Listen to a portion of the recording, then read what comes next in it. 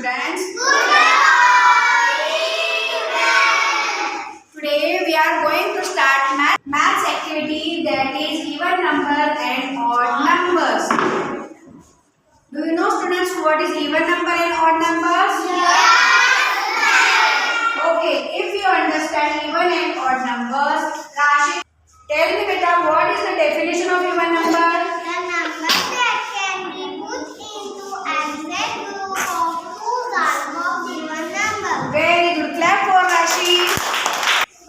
Next, Rudra, tell me beta, what is the definition of odd numbers? The number that do not make exact pair are called odd numbers. Very good. Clap